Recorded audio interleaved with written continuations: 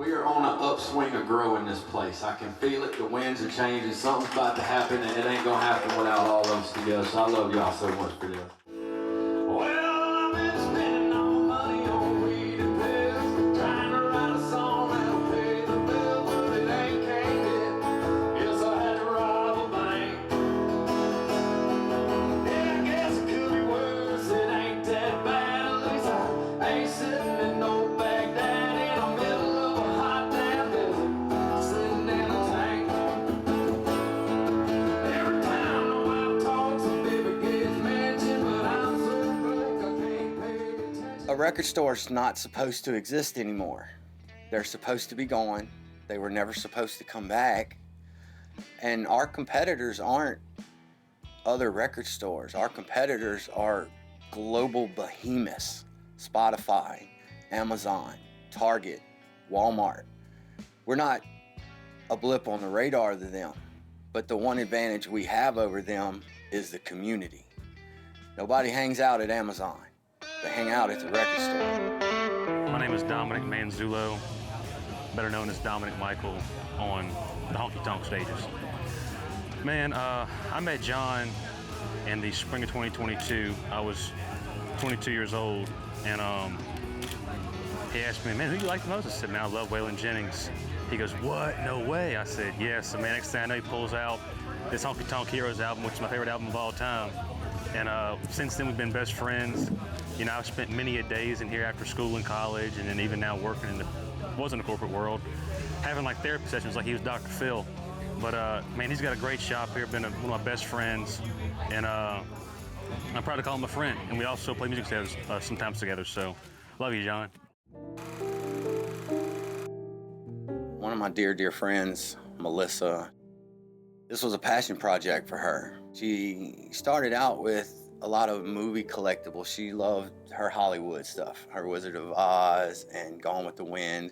And she had some records in here, and it quickly became apparent that with the vinyl craze coming around 2012 or so, that the records were kind of where it was at. And this is another good reason our records are better than everything else, because you got all of this to work with.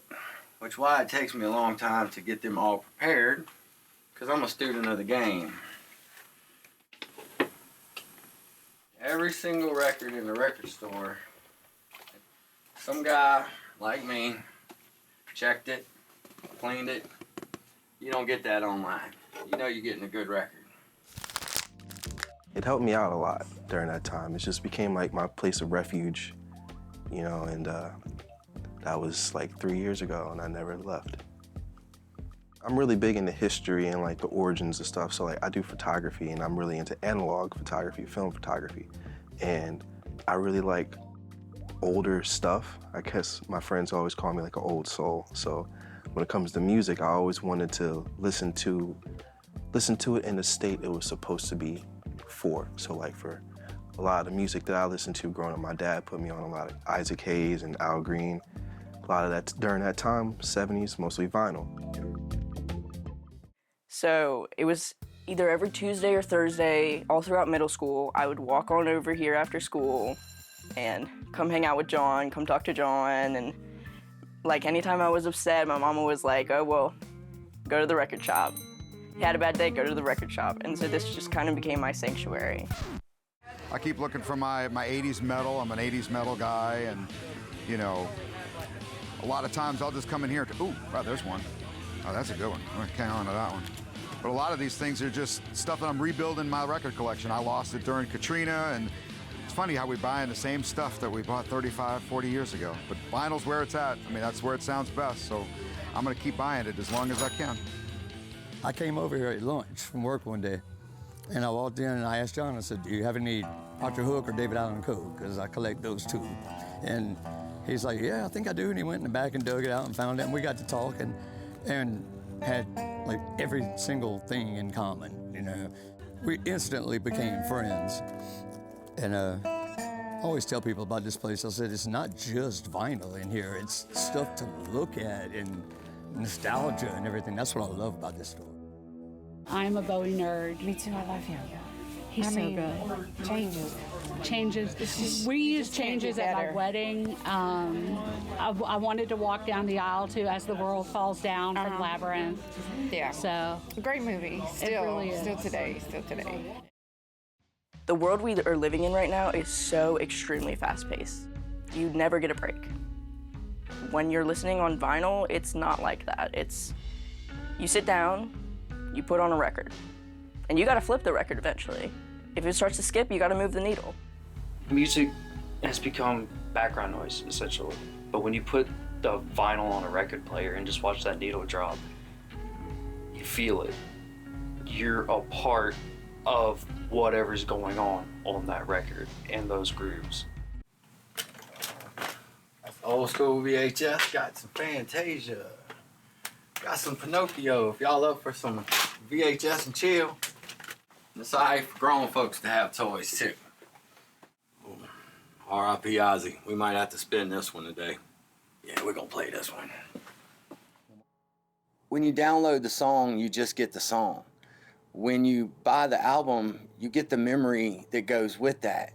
You get that feeling when you grab that album off the rack 4 years later. You remember that guy, you remember where you got it, you remember who you were with, you remember the time you had. It means something, it's tangible. Walking into this store, not only have I become a customer, but I've also become part of something that's even now still growing. Been part of a community, I'm part of a family. The encouragement, the support. I feel like without this place, I wouldn't be where I'm at with it. And I'm really thankful for this place. I owe this place more than it owes me. And that's not sugarcoating at all, that's straight up. I owe this place a lot. That's right there at the perfect place for him. I'm trying not to get emotional about it. I'm so serious about it. We just care. We have several people that are in this documentary that have become absolute family. Some of them stay at my house. Most of them stay at my house from time to time. They have their own events here. And we want to continue that, to continue to build that community. And if I had to say what our biggest goal is just to extend our family, just to let it grow.